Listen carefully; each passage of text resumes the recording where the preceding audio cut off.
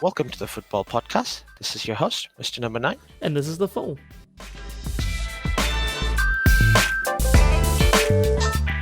Hey everyone, you've all had a great last few weeks. Almost at the quarter mark of the Premiership season, and what a season it has been so far. Yes, it has been a crazy, crazy season. And to think it's not even a quarter of the way through.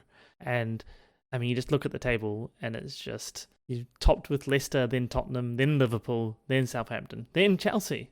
Thinking of the last few years, that's just crazy that you have to get down to, you got Liverpool in third, even though they've had a blistering start, really. Yep. We're somehow in, fifth? Had a good turnaround the last few weeks, but the season's been very up and down.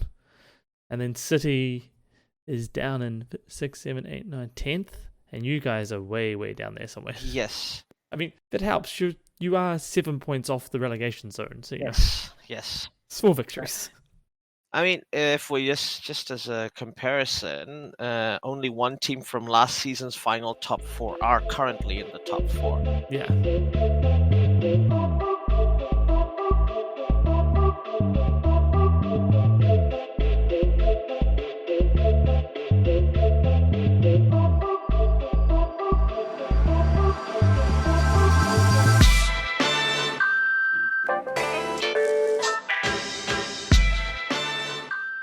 So, going by our teams, how do you feel about Chelsea's season so far?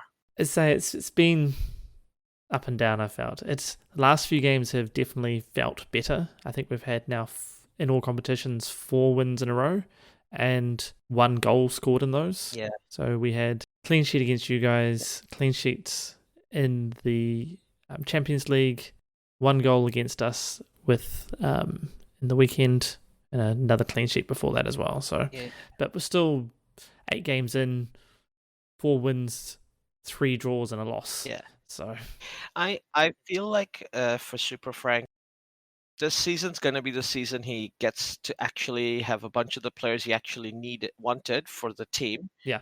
And they're going to get into his system. And next season, like with some key recruitments, which I'm sure Chelsea will give him, oh, definitely, he'll probably be challenging for that.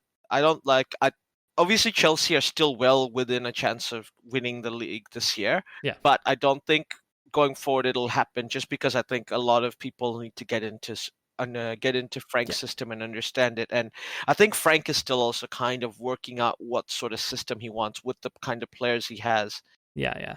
And there's definitely a lot of people still, like Thiago Silva's only really settled into the defense, and the defense is looking a lot more calm and settled now that he's just obviously clicked on. Yeah. The midfield starting to really do stuff. We've got Kante playing in the holding midfield role just in front of the back four. That's looking good, like he should be playing. Yes, I agree. Haviz and Zelic and the rest are they're starting to feel comfortable in their forward positions. Werner's looking good. Yeah. And Drew and Abraham are clicking together as well again. So things are coming together, but it's still a young team, and there is still... Absolutely. Yeah, they're still getting to know each other. And as you say, Super Frank's still sorting out, now that he's got all the players he can possibly have, sorting it out and also allowing for everybody to have game time. Because last year, there wasn't really that pressure because he didn't, he had the squad, it was young, it was like, that's it. But now he's, 200 million plus pounds worth of transfers over the summer, plus most of still of last year. And you've got to fit them all in somehow and give everybody game time. I think it's helping at the moment having lots of games, because Champions League each week plus Premier League each week. He can use the rest and rotation excuse to make sure he's managing his numbers. So if Chelsea are still very, very close to the top, or even top of the table come January transfer window, do you think the Chelsea board will give him some reinforcements so that he can try and push the team over? Because I think both Leicester and Spurs and Liverpool ahead of them are going to have trouble with their squads not being deep enough. All 3 teams, I think, are going to have issues with injuries and whatnot. They are 3 very lean teams. Southampton might have the same situation, but they're not in the Champions League, so that's that helps them. And because of that situation, I think Manchester United and Manchester City are going to have trouble maybe going up the table Yeah, yeah. of the other two teams that are in the Champions League. Just to, I think come winter, the winter transfer, if we're going to buy something, it'd probably be at right back. So at the moment, that's probably the place that most positions we have two or three. every team needs a good fullback. I think Yeah, everybody. and we've got two. We've got two awesome fullbacks. One of them is Azpilicueta. No slouching on him; he's an awesome player. But as a actual fullback, I mean, he is getting on, and it does show. He brings very good stability and leadership to the team when he's in. Yeah, it's his pace up and down the side is definitely lacking sometimes. So you lose some of that width, and the wing back, attacking wing back mentality. We've got Reece James there. He does that very well, but he's young. And so there's that. So at the moment we have a very quick but young player who can get up and give the crosses and get back and do all the running, but young. And whilst he hasn't had many mistakes so far, that's, that comes with being young. That happens. It's just one of those things. And then you have Azpilicueta, who's very solid there, but doesn't have the pace. And it just feels like if there's a position where we need an extra one, it's probably there. And maybe left back, but that sort of maybe the right back covers it, because then Azpilicueta can cover both flanks. So, and we do have two left backs anyway. But I don't see a need to. Yeah, I think also you've got your keeper issues sorted out. Yeah, the keeper issues are sorted out. Centre defence issues are sorted out with Thiago Silva coming in. Rudiger's back, mostly fit, so he'll probably start soonish. Though Zuma seems to be given the nod. We still have Christensen there, so that's fine. Midfield there's no need to take there. And our strikers, we've got three informed strikers going with Werner, Abraham, and Giroud. And at the moment Werner's playing as a left wing more, so that we can fit in Abraham and or Giroud, depending on who's getting the nod for that particular game. Yeah. Like Pulisic hasn't really played. I mean, he injured himself when he was meant to play the other week. But he hasn't really got a lot of game time. Still got Hudson-Odoi, who hasn't got a lot of game time, So it's not like the attacking midfielders are lacking quality and class. That's true. I don't think you guys need reinforcements in attack other than fullback. Like I said, I think every team would never say no to a good fullback, just because you always need them, and they always need to be rotated just because of they're the high energy pressing guys in the team. The guys who are meant to keep the tempo going for your attack and your defense. Yeah. I think that's the thing, is that especially these days in modern football, you need full-on wing-backs who are just up and down the sideline all day long, and they just sprint forward and to get on attack, and then they've got to sprint back, and they've got to be right back there. Like, as soon as the ball turns over, they've got to be back in defense. Especially if you've got like a front three or four, basically forwards who like to cut in and out, and like a center forward who, while is happy and very capable of being a target man, but can also go into the hole and generate chaos. Those are the sort of players we all need. Yeah. Chelsea, I think, like I said, built up to the attack for the attack really well. I think Frank needs to work out the sort of tactic and philosophy he wants the team to follow. He knows what it is. He wants. I think we're getting there. It's being influenced by Mourinho. He wants, but him being an attacking midfielder, I think he's always going to respect good defending and building a good defense, but he's always going to focus. He wants the team to be entertaining and attacking like he was. Yeah, exactly. And I think there's lots of signs that the team follows his mentality as his playing days. Like, I think that's a contrast to Ole Gunnar Solskjaer, who's, I think, shown a lot of times to be quite naive tactically. Like, I'm not saying we would have beaten Spurs even with good tactics, but because Spurs played very well. But I don't think anyone agrees that after the 3-goal lead Spurs took, that Ole Gunnar Solskjaer then not shoring up the defense and trying to, be aggressive in recovering, the kind of thing you need to do. You can't just keep hoping that you're going to get counterattacks. Yeah. So there comes a point where you've got to change your game day philosophy, basically. Yeah, you got to either change the philosophy to being a very strong defensive team that will just go, that's just going to press for the ball back, or just a team that just doesn't give the ball up. And I don't think Ole Gunnar Solskjaer has that tactical acumen, and more importantly, I don't think he has the players to swap around like that. Yeah, So with yeah. United, the thing is, there's big flaws in almost every side of the game. Like in goalkeeper, David De Gea is not having his best season. I think he's still very good, but I feel like eventually Dean Henderson is going to replace him. But the Mm-hmm. issue is there, what if Dean Henderson also keeps does badly? Because let's be honest, it's the defense up front that's making our goalkeepers not have confidence. It's not they don't think they can Yeah. do it. It's just that they know that their defense is going to make a mistake, or two or three very big mistakes in a game, and they just have to look out. They're tactically watching their defense while trying to stop shots, and that's always going to be difficult for a keeper Yeah. to pull off.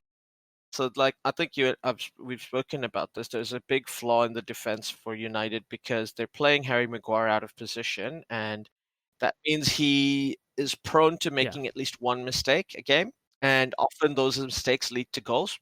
Yeah. Also, because Lindelof is terribly out of form, he's having to cover Lindelof's mistakes. Yeah. So Yeah. the defense is terrible, and most of the times they've been saved by De Gea or just bad luck. The Brighton game where they had 4 shots hit the woodwork, like United did not deserve to win that game against Yeah. Brighton. Like it was one of the weirdest game endings I'd ever seen, and I was actually like, I feel really bad for Brighton. Like when we won that game, for what it's worth. Like Luke Shaw is reasonable fullback now, but I don't think he's ever going to live up to that potential we saw. I mean, Yeah. I know we've bought fullback in the transfer window, Alex Telles, but we'll have to see how good he is. How Yeah. quickly he adapts to the Premier League. Yeah. Yeah. Aaron Wan-Bissaka is a great defensive right back, and he's still learning how to become his attack, but he's solid in that defensive side of the Yeah. right back duty. So at least one side of our defense is good. With the midfielders can only be as good as the system allows Yeah. them to be. And I don't think Ole Gunnar Solskjaer knows how to properly implement both Paul Pogba, Bruno Fernandes, and McTominay in the team. I think because of the way our defense is, given its weaknesses, United have to Yeah. play both McTominay and Pogba as defensive pivots up front. Boys, they're people who act like a little screen in front of the center back, Yeah. Yeah. which means they're often isolating Bruno Fernandes, who has to basically be the guy up front creating all Yeah. the Yeah. Yeah. goals. I mean, sure, if a team is playing defensively against United, Pogba can push himself up and be like a deep lying playmaker, but and he has the passing skills to do that. Once again, he needs the support. He needs someone like McTominay to like go out there and Yes. win the ball for him, and things like that. Well, the thing is, at the moment, Pogba's not getting game time as well, which seems a big call by Solskjaer to not Yeah. play him. And I think we've also bought Donny van de Beek, and he's not started a single game, and he hasn't looked bad in any of the games he's played. Maybe I wouldn't mind if we gave him a go at that right wing position, which we badly need a player to play up Yeah. there. The other issue is I think the team plays much more solidly with Fred Yeah. Yeah. because Fred keeps things together and he keeps so you could go a very full defense with Fred Yeah. and McTominay, and that just makes them a bit more solid. Just because it covers the weaknesses of that defense. And up front, the problems we already know. There's no attacks from the right end, so every team knows they just need to block Rashford on the left, and Martial will not has to try and do something with like. And they're both very creative players. I think it's a Yeah. testament to how well they've been playing this season that they've scored as many goals as they've had with how little help they're getting from the rest of the team. And Mason Greenwood is still learning his craft. I mean, I think he's a good player. Yeah. Yeah. Yeah. It does look a bit like Solskjaer hasn't really settled on a formation either. Like it seems to be changing Yeah. most weeks. Like whether he's going 4-2-3-1, 4 1-2-3 or whatever. It's Even the diamond, like that game against Arsenal where they played a diamond, which was fine, but they put Pogba on the left, which makes no sense. yeah. Yes, Pogba can play in the diamond, I think, but he needs to be that deep lying playmaker Yeah. player, Well, they put Fred. Bruno Fernandes, up in front of him, and they needed more solid players on the left and right of the diamond who could hold things together or go check the flanks. Yeah. Well, I think he's having problems. Therefore, fitting. You say you need Fred, you need Tomine, you need Pogba, you need Fernandez. Like, how do you fit the four of them, and how do they fit into a formation? That's probably just as seems to be Solskjaer's problem. Is he doesn't know how to fit those players in, and hasn't Hmm. hasn't settled into how that actually needs to work for him. Yeah. And I mean, it's a hard thing to try and it may be that it's the way to fit them in doesn't fit with his philosophy on football. Yeah. And I think that seems to be a little bit of Solskjaer's weakness and somewhere where I feel Lampard's a little better. Just thinking of players that have turned into managers recently, that Lampard seems to be a bit more flexible on how what players he's got available for that game day, who he's playing, and how they can. Yep. These players, they play best in these positions, so they need to be here. Okay, what does that mean for the rest of the formation? Whilst Solskjaer's sort of going, I need to play this formation. How do I fit my players into that more? Yeah.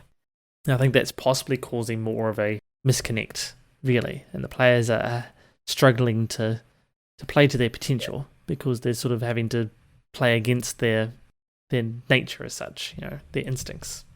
Yeah. A little bit. Yeah. And the good parts for Manchester United is they do have a lot of young players coming in Yeah. through the youth system. They're going to need them. Unfortunately, Eric Bailly's being injured again makes the centre back position is where it looks a bit shaky. And until they can fix those fatal flaws, I'm always going to be worried that the team. Look, I will be happy with a top 10 finish this year, given how badly we're playing. I think things can get turned around. Like it seems to be you've had one against Everton, which is I know Everton started to nosedive a bit, but they have been playing well this season, so that's a definite tick. Yeah. I didn't watch the game against Arsenal, but it looks like it was fairly solid.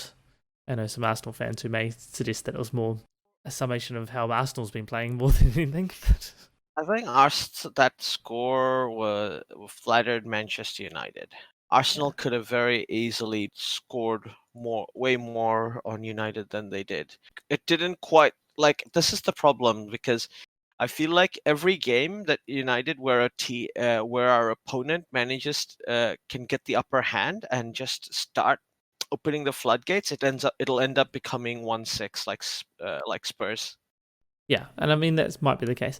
I mean the stats look fairly similar. United had 8 shots, Arsenal had 7, 2 shots on target each. 54% possession for United, 46 for Arsenal. 570 passes completed for United, 501 for Arsenal.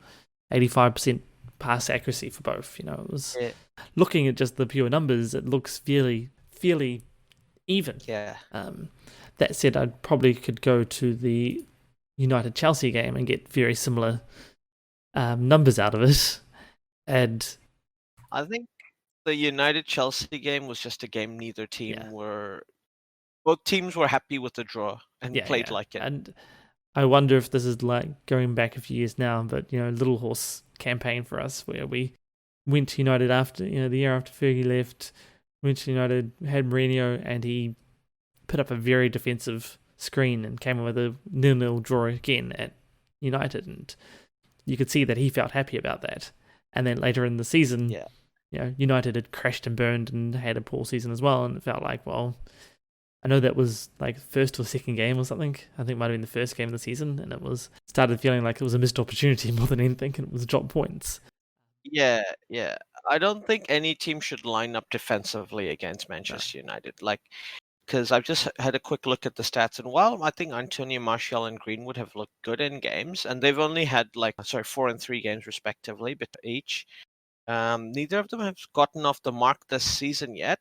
I wouldn't say Martial is out of touch, but in a striker, and he is playing as the main striker this season. When a striker spends a few games without goals, it starts to eat into you. Yeah. But they do have Cavani and they do have Igalo, so I mean, Striker is not a position I'm too worried about for United. And even a right wing, because I think in attack your deficiencies are more masked because you can just take advantage when a team makes a mistake, or you can get lucky and still come away with a point with a bad attack. You Yeah. can't like do that with a bad defense and a bad attack.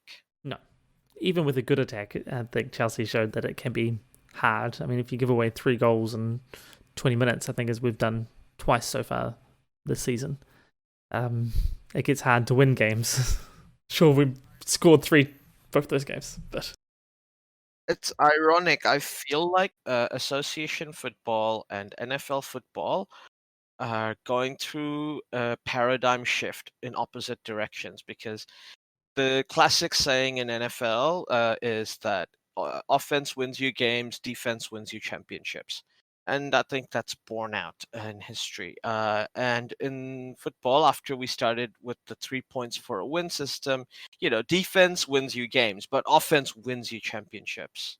Like, yeah. you have to be able to score goals to win the Premiership, or avoid relegation, or avoid the thing, because 3 points is Oh worth yes, so no, much more than 8 points. definitely. Interestingly, though, the Chelsea Sheffield United game had the it was match of the day. So on the pre-game show, they had the saying it the other way around for the NFL way for the EPL. Strikers win your matches, defenders win your titles. That's a different thing.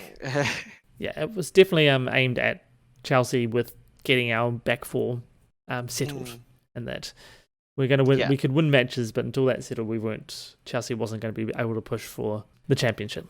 Obviously, I'm not including the goalkeeper in what I'm calling No. the defense, because obviously no team with a bad goalkeeper is ever winning. Either like you're not winning games, you're not winning championships with a bad goalkeeper. But counting out the goalkeeper, the outfield defense does win you games, keep you from conceding goals, because goals are a rare commodity in football. I feel like attack is what wins you championships. But I think it's shifting, because I think now having a good defense is what wins you the game. And I think so. What they were saying about defense wins you titles is probably true now. Like, I think that's the paradigm shift, and that's what's happened in the NFL, where everybody's saying it, even the traditionalists, that they're like, no, it's a new NFL now. Like, you cannot win a Super Bowl or get to the playoffs without a good offense. That's like the old days of having just a good defense and like kind of just rolling the dice with offense and hoping you're gonna score points. That doesn't work anymore in the NFL. In fact, you can almost ignore your defense most of the times if you're like, yep, I have a good enough offense that'll always score when it's our turn. Yeah, pretty much. If you can score in the NFL almost at will, then you're going far, no matter how bad your defense is. Yeah. Whereas, I don't think it's that easy in football, because being able to hold those leads is what gets you those 3 points over a long 38-point season. So the exception to the rule is teams like the last Alex Ferguson team. They basically came back from behind something like 7 times during the season, overcoming like 2 or 3 goal deficits, which is like, but that was back in the day when we just expected that from United. Like, that was a trademark. That was back in the Fergie days. That was like the last season of Fergie. We're going to do this for Fergie in the way that, in Fergie time, the proper way. Yep.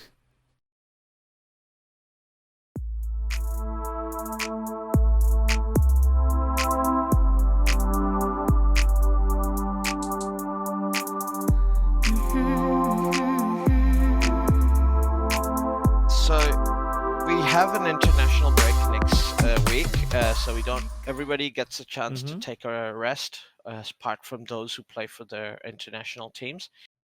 We're having a quick rundown of the coming games on Saturday and Sunday next week.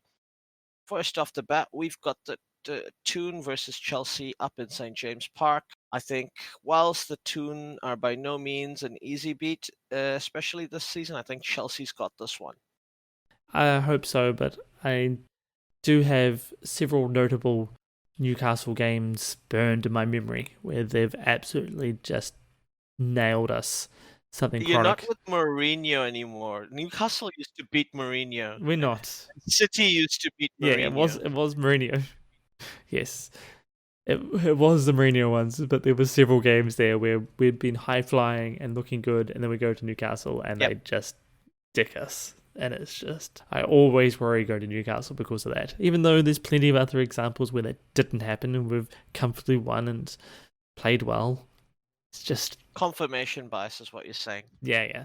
I know it's going to be fine, but it's just wary. But yes, I think if the team continues to show the form and the settledness they have over the last sort of 10 days after the international break, I think we should be fine. Also, barring any injuries to key players, obviously. Yeah, as I say, as long as nobody gets too injured over the international break, I think we should be fine. I think, once again, the only issue there is going to be around the exact makeup of the squad, of the team, and how best to ensure people get game time. Because at some point, Frank's going to have to deal with maybe a bit of an unsettled dressing room if people are feeling like they should get game time and are not. But I think with the young team and Frank being such a Chelsea legend, they'll be okay with him going, look, it's rest and rotation, people. We've got a lot of games. It's a marathon, not a sprint. Yeah. And I don't see it being too much of a problem. It's just that's the sort of thing that can cause issues. If anything's going to cause issues, that. And I don't think Chelsea doesn't have a big superstar in the team who's going to demand game time. No. Eden Hazard has left. Yeah. The only one I could think of at the moment who would be Jorginho, but even then, I doubt it, as he's getting enough game time anyway. And seems to be, when he's not playing, it seems, and I think Frank's doing well. He's clearly talking to each of the players and pointing out, oh, look, this is what I think. How do you think? Can we push an extra one? Are we rest this week, play next week? So it's I think it's fine. But I think Chelsea there. Fair enough. Well, we agree with that. Villa versus Brighton. Villa at home, and their form has improved in the last few weeks. Yeah. I don't see them losing this game against Brighton. At worst, a draw, but I think Villa will clinch it 2-1, maybe something close. Yeah, I agree with you. I think a goal or two be all that does it. I mean, Brighton play well, but it's not at home. Not that it matters much this season, but there's still that little bit of having the travel, having to the pre-match stuff is just for the away teams just a little more. It's effectively a relegation dogfight game almost, even though neither team are in the relegation. Even though neither of them are even close to the relegation. I suppose Brighton's they're currently 3 points off West Brom. Like Aston Villa's well off. They're having they started well, had a bit of a dip. I think they've come back a little bit. But I think they're going to have to fight for every win because things are going to get tough in a month and a bit's time. They beaten Arsenal last week. Yeah. But they lost to Southampton. They lost to Leeds. Yeah. Beat Leicester. Beat Liverpool. Yeah. So it's beat Liverpool 7-2, not just beat Liverpool. They actually smashed Liverpool. Like, the worst thing about that 6-1 loss to Spurs is I couldn't gloat to Liverpool fans about losing 6-2 to Villa. We just both looked at each other as like, never happened. Yeah, just. But then they lost 3-0 to Leeds a couple of weeks later. Yeah. So that just means I have to cheer Leeds, which I'm not going to do. Yeah. So it could be interesting. But I think you're right. Following on from that, we've got Burnley and Crystal Palace. Burnley are terrible this season so far. It's very terrible. Only 2 points. And Crystal Palace are not bad. I think Burnley are going to be more desperate of the two teams, but I don't think there's going to be much they can do about it. The team's got so many injuries. Sam Dyche is not going to start his miraculous relegation save yet. I think maybe a couple of games from now. Yeah, I think so. I think they're expecting a lot of their players back over the Christmas period. That's when I expect them to improve. But right now, they might get away with the draw. In fact, maybe I'll be more generous. I say 1-1, something like that for this Yeah. game. I mean, it is at Burnley. They can grab a point and stuff, but they just haven't looked right. Burnley, I think Crystal Palace. Crystal Palace has looked much more focused. It's just Burnley's been losing, just drawing games they should win, losing games easily. It just hasn't looked good. They played well against Tottenham a couple of weeks back, but other than that, it's just not been good. So I think Crystal Palace actually quite easily. I think Crystal Palace have been playing well. I mean, they hit 4 against Leeds last week. That was 4-1. Yep. They've beaten Fulham. They drew with Brighton. They lost to Wolves and they lost to us. But other than that, they've been pretty solid. I think Crystal Palace has got this. Yeah. Fulham versus Everton. Fulham at home. They've also not been great this season. Too early to call them a relegate team that's going to be relegated. Maybe, but Maybe. I do think that they're not. They've shown poor form, and Everton's kind of dipped, but I still think they have quality. So I see Everton going down there and getting an away 3 points. I think this is one for Everton to turn. They've had a bit of a dip, you say, recently. They've lost 3 on the row. They drew against Liverpool at the beginning of that. So they had been pretty much winning, then they drew against Liverpool. Yep. Which you wouldn't think recent history would say that would be, it was a 2-2 draw for Everton. That's good against Liverpool on recent history, but then they've gone into a 3-game losing streak. So this season, less so. But yeah, I think it is too early to say Fulham's relegation bound, but that's, I don't think, indication of how they've been playing. Yeah. I think that's just more indication of how badly Burnley and Sheffield United have been playing. Yeah, Fulham can't be relegation bound because they're not as bad as those two. That's weird because it's still only the bottom half of the table after 8 points. There's like you said, there's only 7 points between Manchester United and West Brom. But even 7 points is a lot for 8 games in, though.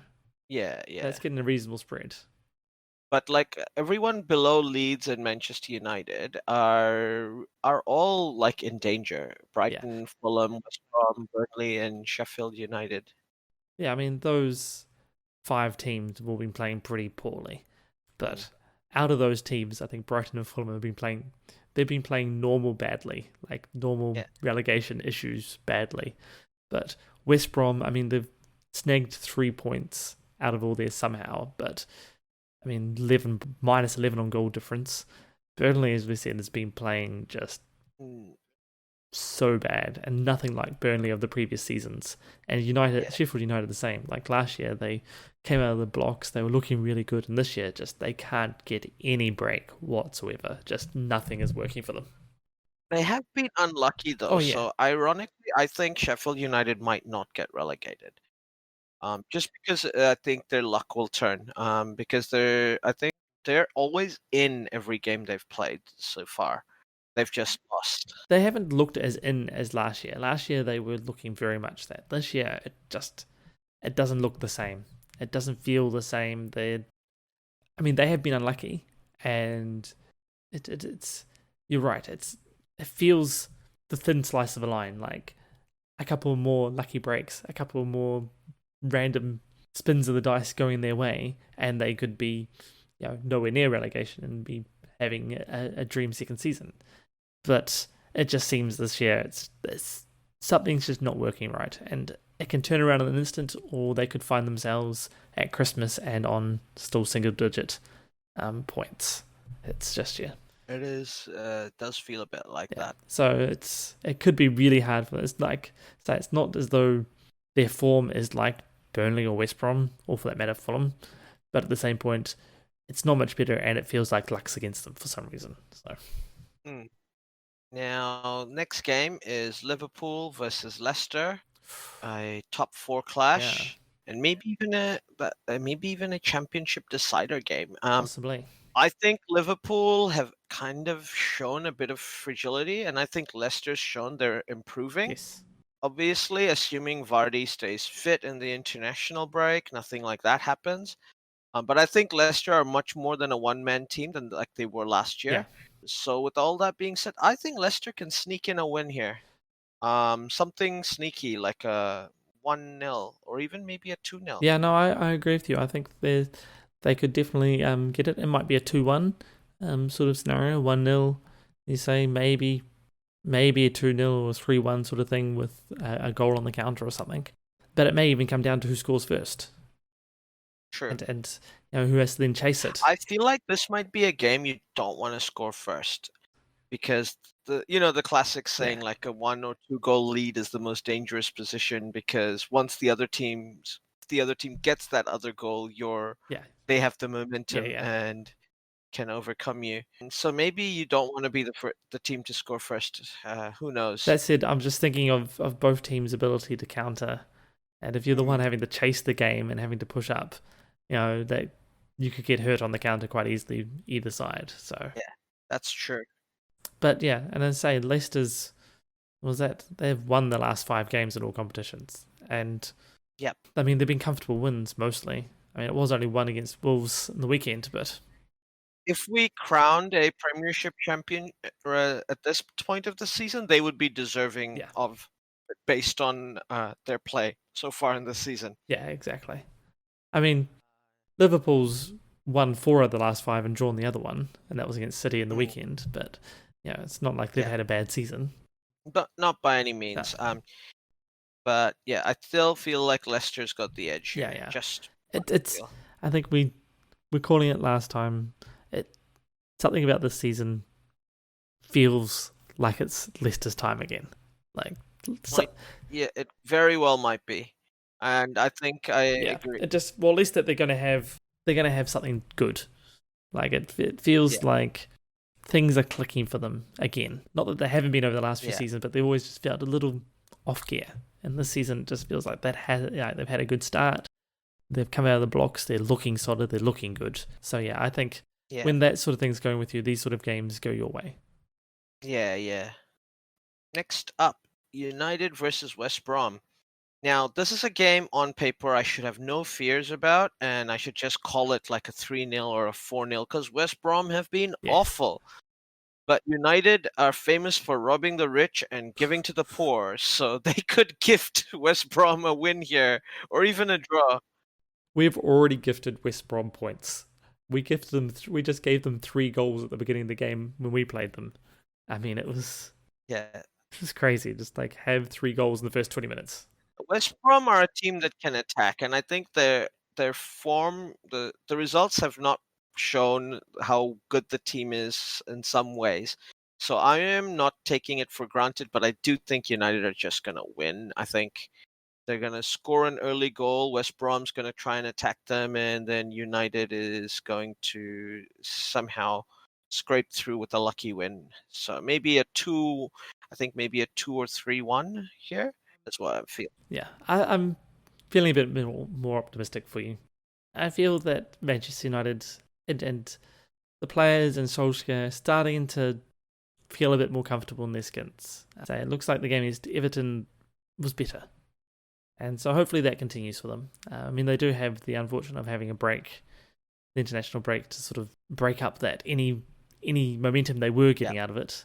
But I feel, and West Brom's one where they can do it. And I mean, Chelsea, when we play West Brom, the 3 goals we blatantly gifted them the goals.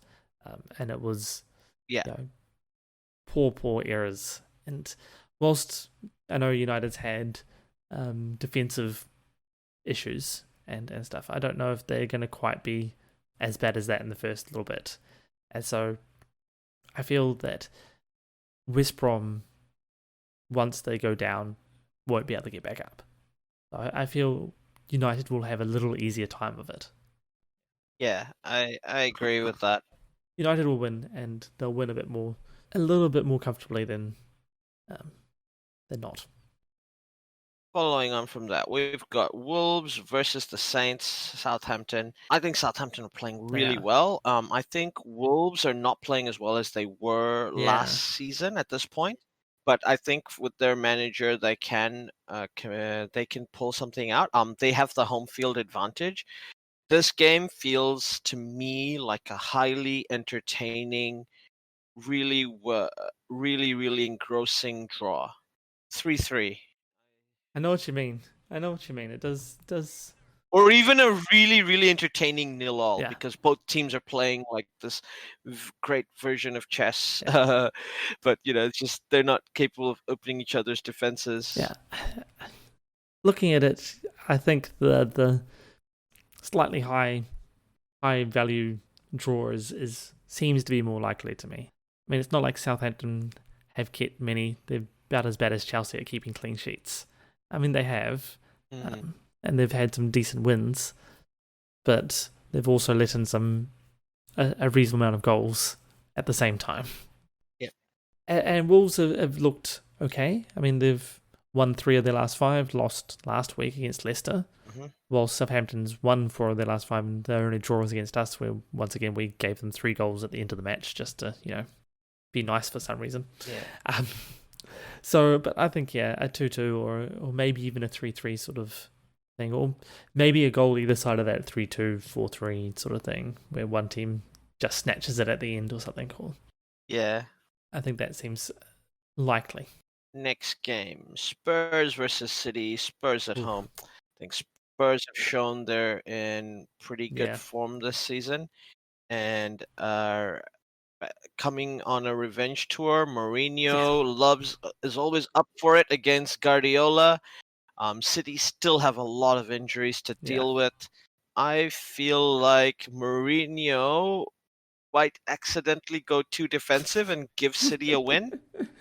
It's just the sort of game where he'd do that and unfortunately, he's got a bad record against Manchester City. Not necessarily with Guardiola in charge, just with Manchester City in general. I know it is technically a home game for what that's worth in this season. Yeah. And I feel, and also for what it's worth of Jose, but he tends to be the pure defense mindset of these sort of games is when he's going away and he's going to steal a point. That tends to be where it is. With this being at home for Spurs, I feel he won't be possibly not quite as defensive minded on it, on the grounds that, he's very much of the mindset you win at home, you draw away sort of thing, or you try to steal points away. So I don't see him being too defensive. And I mean, Tottenham have had a really good season and they're looking really good, and they're looking good in the Premier League. City, like the last 5 games, they've won 3, drawn 2, but that's 2 wins in the Champions League against Marseille and Olympiacos. And their EPL forms just not look good. They drew against West Ham, drew against Liverpool, which is good. Only beat Sheffield United 1-0. It's just, don't know. It doesn't look like the City that they should. They have key injuries. I agree with all of your points, and almost any other situation, I would say that this is going to be Mourinho's day and he's going to win it, and then I have faith in Crow. But I just feel like it's a banana peel and he's going to step on it. Sometimes that's any week for Mourinho, though. Like, sometimes he can't do any wrong, and then sometimes it just feels like he's just dancing on ice. But I think Spurs are going to win this one. I think it's... Fun fact, apparently the banana peel was originally used in comedy because it subverted expectations. Because the idea of you walking along and just slipping on a banana peel was funny because people didn't expect it, because that's how comedy works. Yes. Whereas now that is basically trope. In order to do the banana peel gag, somebody walks along to the banana peel, he'd have to have something like a giant anvil falls on him just as he's about to step on that banana peel. Or something like that. Oh, that's hilarious. But yes. Following on from Spurs City, we've got Sheffield United, West Ham United, the battle of the weapons. Blades versus Hammers. I think the Hammers are in really good form this season. Even going all the way up to Bramall Lane, I think they'll be up for it. They might make themselves lose, and it would very much be making themselves lose. But I feel like they have it. They're gonna win at least 1 or 2-0 here. Yeah, I agree with you. I think if any game is going to be the one where the Blades turn their luck around and actually get back on it, it's possibly this one. Yep. They just it's not quite a now or never sort of thing, but this is the sort of game where it will have an impact as such. If they can, if they could get a win out of this, it would feel important and it would feel momentum turning because West Ham has been playing well. But at the same time, it's sort of West Ham, so Sheffield can beat them. But at the same point, I don't see West Ham dropping this. They're building too much. They're doing too well this year. I mean, they've only had 2 wins out of the last 5, but that's included 2 draws against Spurs and City, and a reasonably close loss to Liverpool. And they beat Leicester City 3-0. They beat Fulham. So, yeah, I think West Ham on this one. Next one, Leeds versus Arsenal. This used to be a top-of-the-table clash back at the beginning of this century, boys and girls. But I think Leeds have played decent since coming up. Mm-hmm. But I do think Arsenal are good enough to beat them, and they will beat them. I think Arsenal are going to take it by 1-0 like they did against United. Yeah, I agree. I think Arsenal have had a reasonably Arsenal-ish type season. But I think they've got the quality, and Leeds have shown that they can snatch games and can turn on a decent. They're sort of like Sheffield United were last season, except not as good as Sheffield United were at being Sheffield United last season. They've got the firepower and the ability to turn it on against a team, but they don't seem to be able to do it as consistently or as easily as the Blades were doing it last year. So yeah, I think Arsenal's gonna win this one. It doesn't. Arsenal can Arsenal it, that's for sure. But I feel like it's going to be them losing as opposed to anything else. It'll be their actions that determine the game, and I feel like they might win it. So yeah, I agree. So that's our predictions for the next weekend's games. So hopefully we'll all be correct, especially with Manchester United winning. Not that history has shown that our predictions are anywhere near being right sometimes. Not at all. But with that in mind, I think that's all we have time for today. Thank you very much for listening, and we hope to hear back from you next time. Catch you next time.